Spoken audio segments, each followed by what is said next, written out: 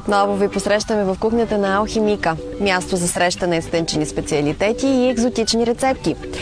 Кога посрещаме днес и какво ще се твори с умението си на кулинар, ще разберем след малко. Преди това обаче спазваме традицията и посрещаме нашия шеф-готвач в лицето на шеф Михнев.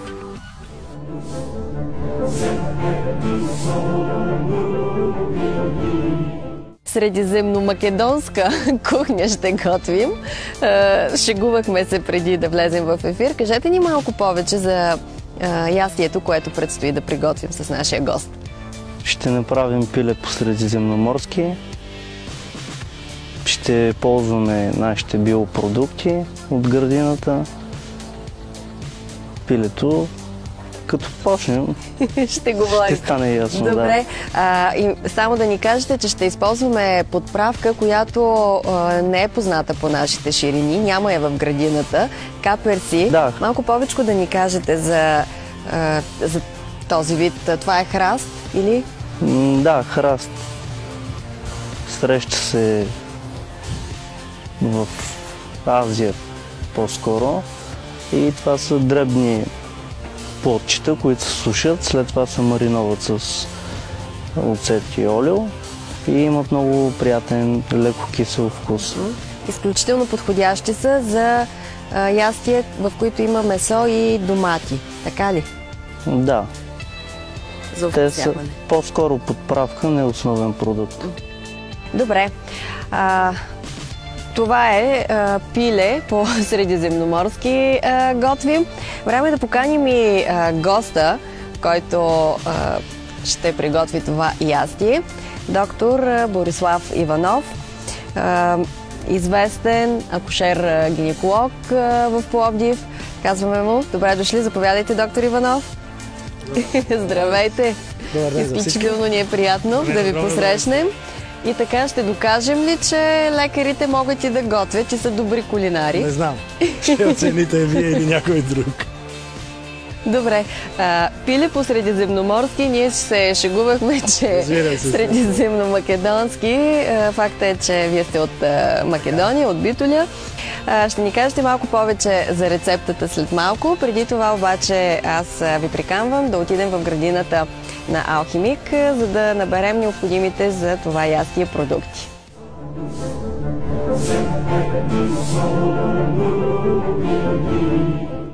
Отиваме към градината на Алхимик. Нещо, с което доктор Енчев се гордее изключително много.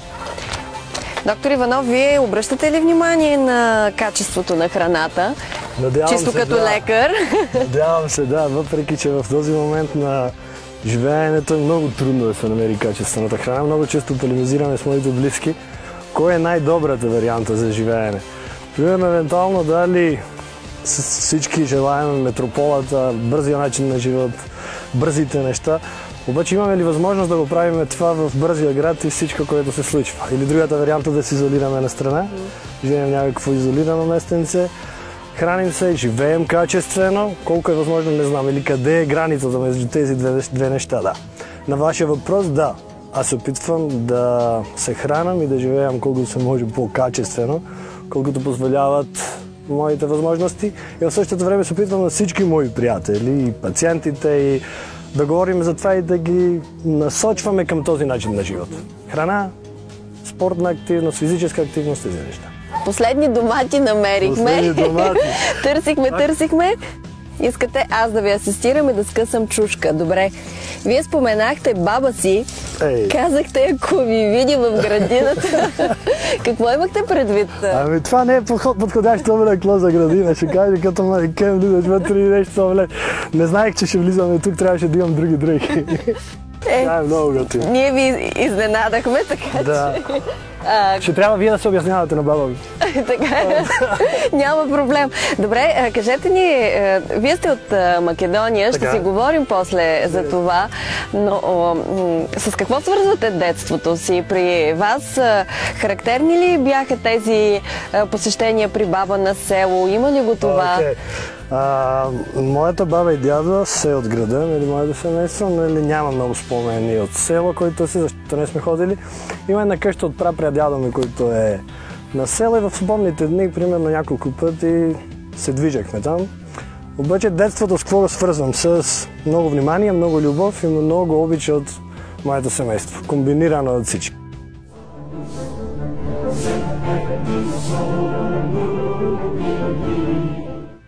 Връщаме се отново в кухнята, за да започнем да приготвяме нашето пиле.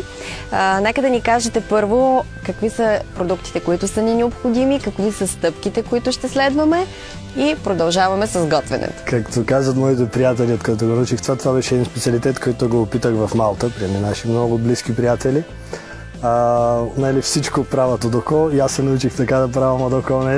Комбинацията, която слагаме тук е пилешко месо, комбинирано с домат, чушка, маслини, каперси, чесън. Всичкото това в една комбинирана синтеза на арома и на цветове.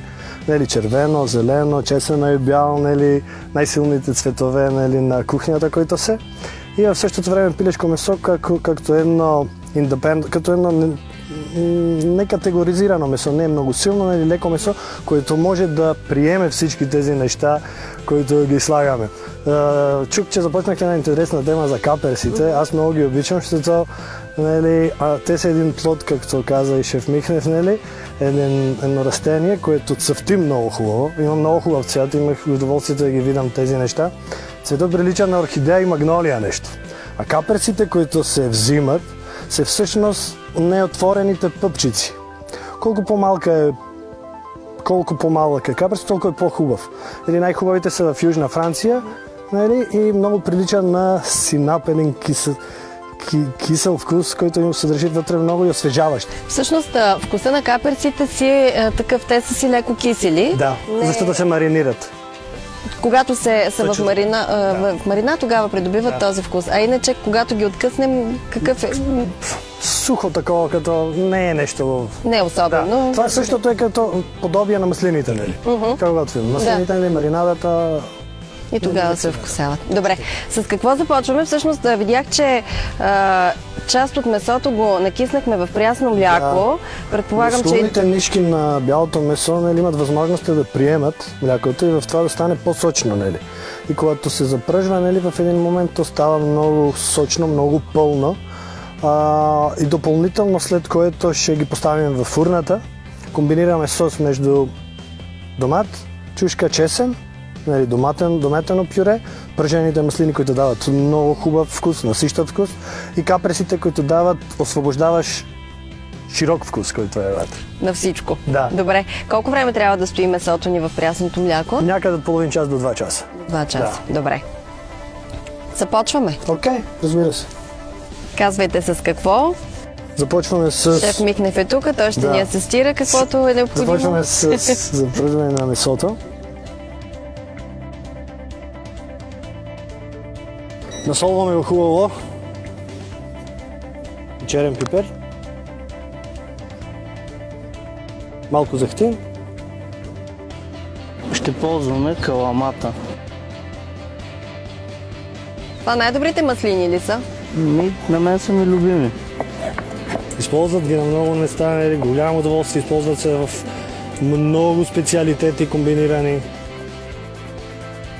Преди да започнем предаването, вие споменахте за най-новата кухня, която навлиза. Молекуларна гастрономия. Да, молекуларна гастрономия. Кажете ми какво означава това? Това, което го знам аз. Около 1990 година, мисля, че това е комбинация на... Започна това да се прави от физици и химици. Молекуларната гастрономия представлява една комбинация между кулинарството и науката. Те успяха да докажат как се трансформират вкусовете в устната. Рецепторите, обонянието, вида на нещата. Накратко казано, един от най-големите готвачи в момента в Каталуния, който е Феран Адрия, той казва, че идеалният клиент не идва да се наяде. Той идва за да бъде изненадан на нещо вълнуващо и нещо изненадващо. Те какво правят? Те ги комбинират нещата, които са между вид. Има 3 аспекти, които са художествено-артистичен, социален и технически елемент. Накратко, Примерно те успяват да направят пюре от месо. Или да имаме кавиер от праскови. Или комбинация на бял шоколад с рокфор сирене. Тези неща много силно се активират в устата и активират, нали... Когато се активират в устната кухина, какво се случва? Изненада. Има някакви други неща, които за мен са много странни, не съм ги опитвал. Нали, да опитате спагети от вино, да кажем. От вино? Да. Приготвени от вино? Да. Това е, нали, те използват различните техники, които можат от физическа и химическа гледна точка, за да направят едно балансирано, много красиво и идеално нещо в устната кухина, нали? И на вид. Много от хората, които са в света, казват, че това е вече кичозно нещо, което се получава, защото струва много пари наистина. Един от френските гастрономи прави комбинация на различни вкусове. Това означава, примерно, комбинира гръцката и италианската кухня с японската. Разбирате ли? Това е революция в готвенето. Мисля, че в България има няколко ресторани, които го предлагат и работят по този начин. Според мен това, защото се намираме в химия, това е нещо приблизително и като алхимията. Нали, чрез трансформация и извличане на най-добрите качества да се получи най-големият ефект и най-благотворителното нещо.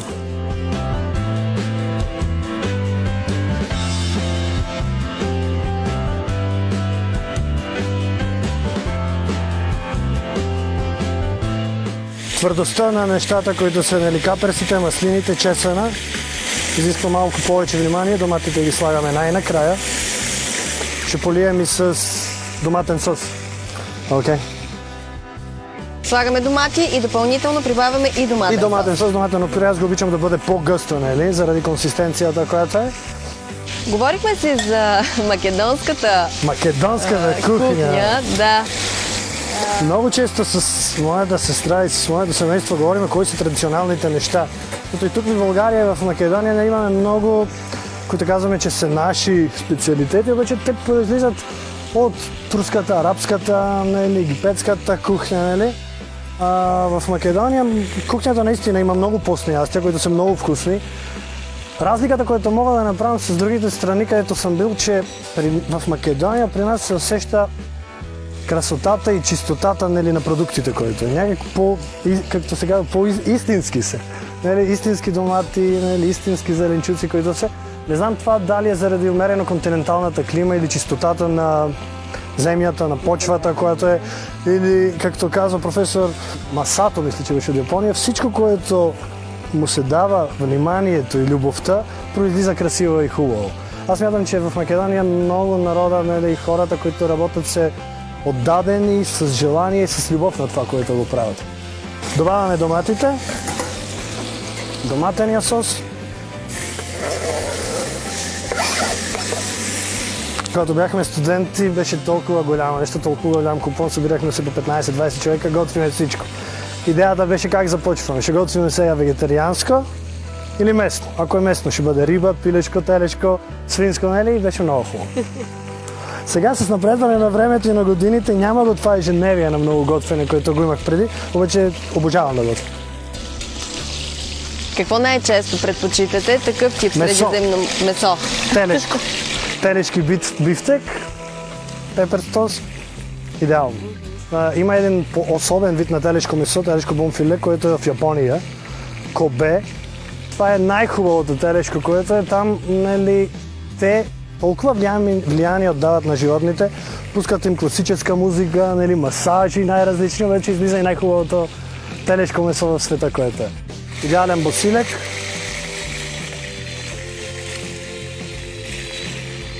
Малко червена пипер. И тук имаме пармиджано. Не? Пармиджаното ще стане, когато го запечем във фурната.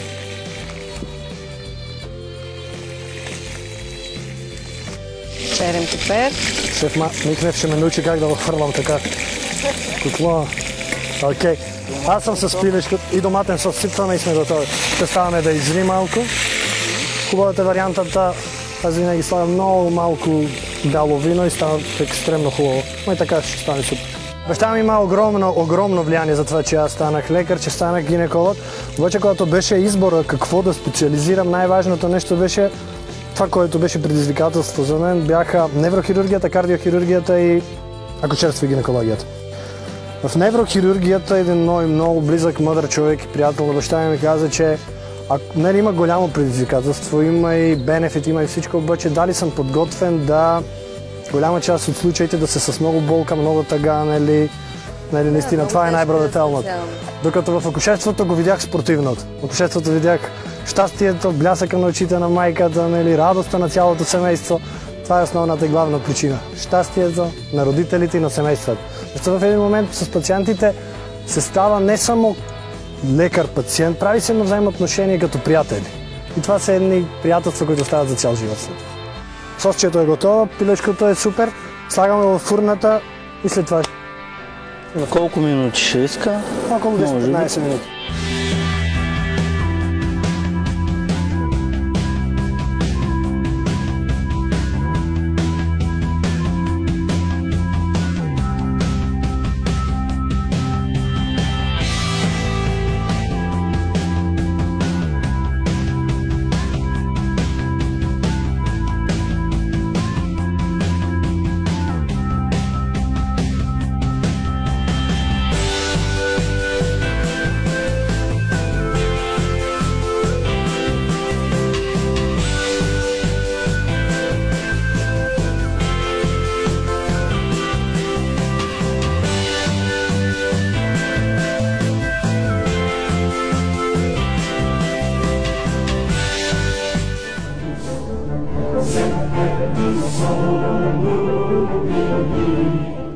Специализирал сте почти в цяла Европа. Не, силно казвам, на няколко места. На няколко места, в Лондон, в Англия сте бил, може би вие ще кажете. Защо обаче се върнахте в България? Всички ме питат комплексен въпрос, няма да отговорям. Логично е да ви попитат. Вие сте търсен специалист. Тук аз завърших моето обучение. Аз съм много благодарен на всички мои преподаватели, всички лекари, които направиха всичко за мен. До този момент чувствах, че тук в България може на някакъв начин да имам мястото, което да се чувствам свободно в същото време, да се чувствам като вкъщи и да има потенциал за развиването. Защото това, което го видях в Швейцария и на различни места, смятам, че това за този момент за мен е най-правилният избор. Това ли ще кажете и на младите специалисти, които пък бързат да завършат образованието си и да напуснат страната? Това е много лично нещо. Аз смятам, че всеки един от тях трябва да намери, да направи точна преценка на това, което го желае, какви са неговите възможности и къде може да постигне най-много за неговото комбинирано щастие от всички неща.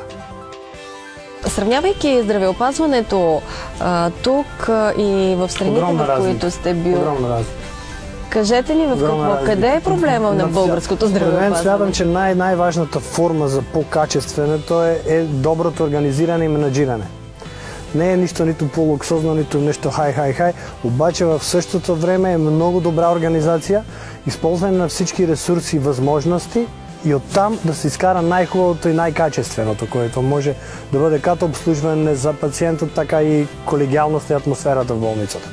Най-важното е, че пациента е на първо място, това навсякъде е така. Искрено се надяваме, че и тук ще стане. И може би е. Като молекулярната гастрология. Молекулярната гастрономия, точно така. Да. Точно. Добре.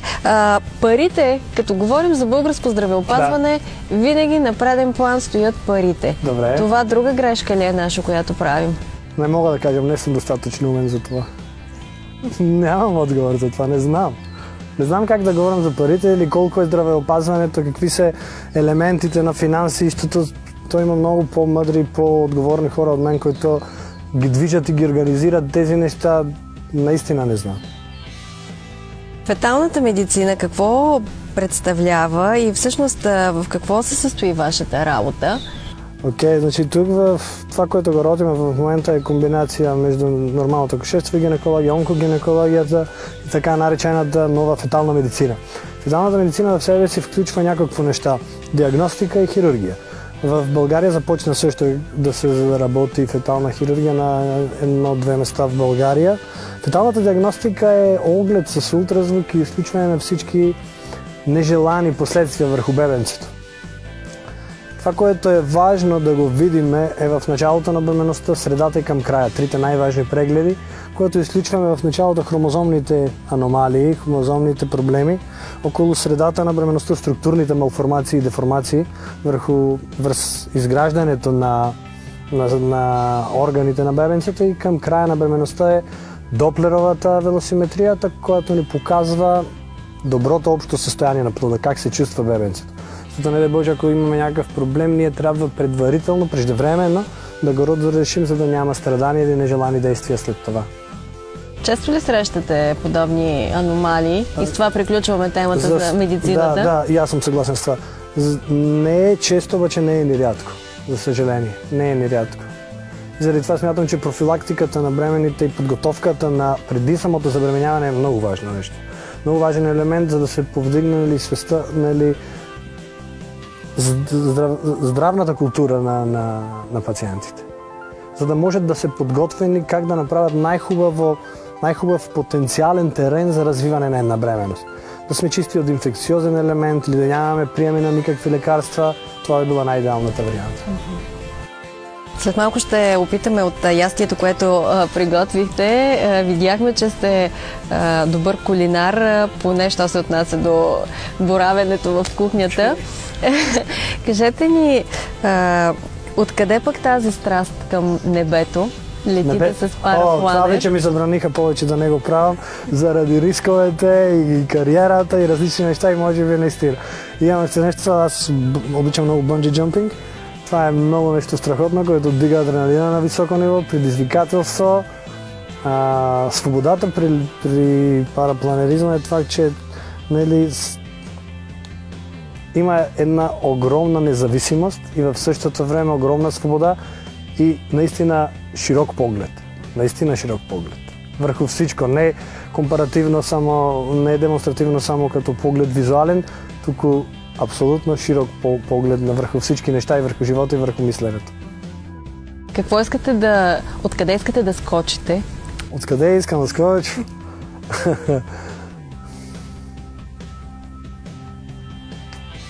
Сан Франциско. Мост, бънджи. Това би било. А до сега? Кой е най-високия скок? От колко метра? 120 метра. 120 метра. Къде е това? В Турция. Турция. В Турция, да. Какъв е адреналина, когато скачаш? Адреналина е фул. Аз ги комбинирам различни неща. Скачането от бънджи в Турция също така се пускахме и по рафтинг реки, по дива. Спускане там беше много красиво. Адреналина е това, което някой човек го намира и това го поддържа и го изстрелва напред. Някои хора това има най-различно намиране на този адреналин.